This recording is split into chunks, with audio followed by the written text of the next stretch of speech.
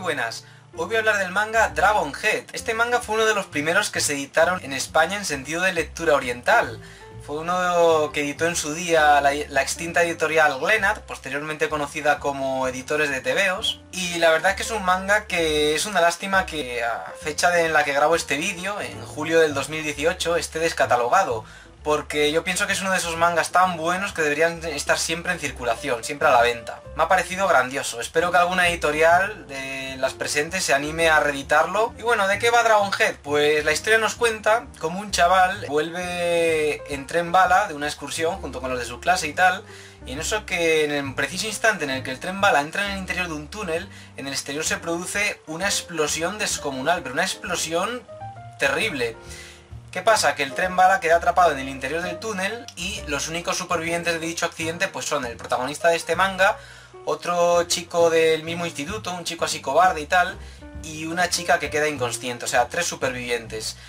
Y digamos que a partir de ahí se inicia una trama que gira en torno a la supervivencia al desastre que se ha producido. Es un manga que refleja muy bien la desesperación de los personajes, cómo algunos ceden al miedo y cómo otros, a pesar de verse sobrepasados por la situación y por el miedo que les atenaza, siguen adelante. Si tuviera que resumir este manga en una sola palabra, esa palabra sería desesperación. Y es que este manga trata sobre cómo los seres humanos en situaciones límite pueden perder totalmente la cordura y la desesperación apoderarse de ellos hasta el punto de poseerles por completo. Es un manga que gira en torno al miedo a la muerte y por ende el miedo hacia la oscuridad, hacia lo desconocido, hacia lo que se encuentra en esa oscuridad. Una cosa que me gusta mucho de este manga, aparte de la trama y cómo está enfocada y tal, es el dibujo. El autor de este manga, Minetaro Mochizuki, tiene un estilo de dibujo en este manga al menos que es como una mezcla entre el estilo de dibujo de Junji Ito y el del dibujante americano Daniel Close.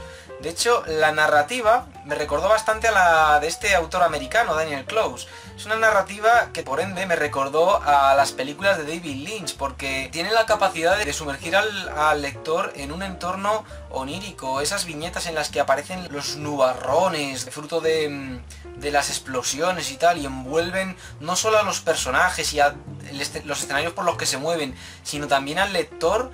Produce un efecto onírico que la verdad es que es digno de elogio. También me recordó mucho su estilo de dibujo al estilo de dibujo de Katsuhiro Otomo, aunque yo creo que esto es más bien por los fondos, esos fondos que muestran toda la destrucción y tal. La verdad es que como narrador Minetaro Mochizuki tiene, vamos, mi más sincera aprobación. Yo por ejemplo veía a los personajes moviéndose por esos escenarios en ruinas, unos escenarios en ruinas que no tienen fin, y yo me imaginaba perfectamente los sonidos pisando los escombros, los sonidos cuando abren una puerta. Me lo imaginaba todo perfectamente. La verdad es que Mochizuki logra reflejar muy bien a través de sus viñetas la inmensidad del desastre, la magnitud del desastre que rodea a los protagonistas. También el lector tiene la sensación de estar viendo pues los típicos tópicos que aparecen en este tipo de obras de desastres naturales y entornos así apocalípticos y tal. Pero esta no es una obra donde aparezcan zombies, de hecho es que no hacen falta, es una de ¿para qué meter zombies o gente infectada y tal? No, aquí aparecen humanos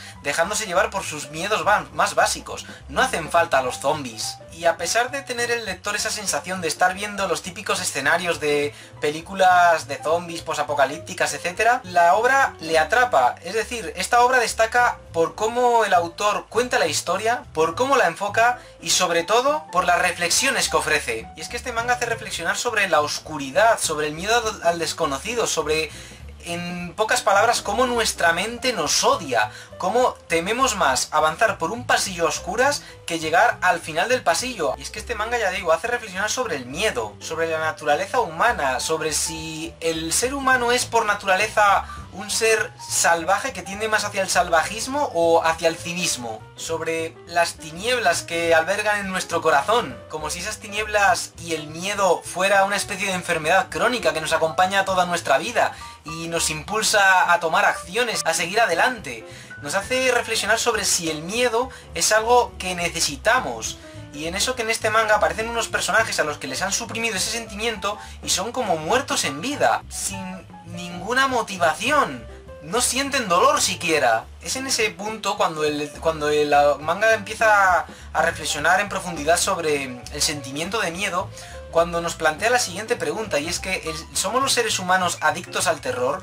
Porque, es decir, digamos que cuando un ser humano vive en un entorno totalmente pacífico, su vida va sobre ruedas y tal, digamos que a veces tiende a crearse problemas, o aun sin querer crearse problemas, digamos que por ejemplo hace cosas como ver películas de terror, jugar a juegos de terror, como que lo necesita en mayor o menor medida. Son unas reflexiones bastante interesantes las que nos ofrece este manga. La verdad es que este manga es pura filosofía en ese sentido. Y como decía antes, este manga trata sobre la desesperación. La verdad es que resulta aterrador ver en este manga cómo algunos personajes se dejan llevar por sus miedos más primitivos y terminan dándose a la barbarie totalmente, comportándose como poco más que bestias, o esa necesidad de comprender lo desconocido, y cuando alguien tiene mucho terror hacia aquello que desconoce, cómo se aferra a símbolos que él mismo crea, a entidades divinas que él mismo crea y que le hacen sentirse más seguro. Es algo que también deja caer este manga, como en épocas de penurias, de caos, cómo el ser humano tiende a crear símbolos y aferrarse a esos símbolos, creer en ellos, digamos que para tener un poco de cordura, o mejor dicho, para tener un sentido, darle un sentido a su existencia. La verdad es que este manga, Dragon Head, espero que alguna editorial lo reedite, porque desde luego vale realmente la pena. Es un manga que arroja un poco de luz en este mundo en el que vivimos, en este caos que nos rodea. Me gusta mucho el mensaje final de este manga, es un mensaje que me llegó, es un mensaje que nos da a entender que si el ser humano es capaz de imaginarse al demonio entre las sombras, por otro lado también es capaz de imaginarse el futuro, y eso ya es cosa del ser humano, el decidir cómo será el futuro, si un futuro sin esperanza o un futuro con esperanza. Eso ya en función de cada uno. La verdad es que es un manga que no da las cosas mascaditas, deja la libre interpretación, invita a la relectura, y ya digo, es una obra que espero que reediten pronto. Muchas gracias por ver este vídeo.